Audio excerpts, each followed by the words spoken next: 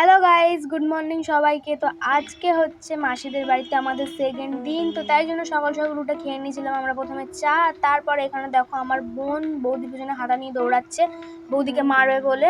এরকম একদমই না, ওরা দুজন খেলা করছে। তো তারপরে আমি করে নিয়েছিলাম একটুখানি টিফিন করার পরে আমি চলে গেছিলাম মেসোদের মাঠে মানে মেসোদের তো চাষবাস আছে, তো তাই জন্য আমি একটুখানি দেখতে গেছিলাম। আর এখানে দেখো বিন কড়াই তোলা হচ্ছে, মেসো হাটে নিয়ে যাবে বলে। আর তারপরে এখানে আমার বোন খাওয়া দাওয়ার পর কোনো কাজ খুঁজে পায়নি, তাই জন্য খড় গোড়াচ্ছে না, ও মাখছে। তারপরে আমরা একটুখানি ঘুরতে গিয়েছিলাম মাসিদের ওখানে।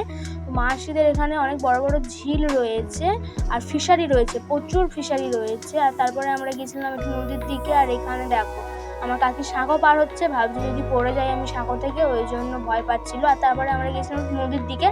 দেখো এখানে নদীতে কি সুন্দর লাগছে না, অনেক নৌকাও চলছিল নদীতে। আর এখানে দেখো সূর্য নদীতে পড়েছে, কত সুন্দর দেখতে লাগে।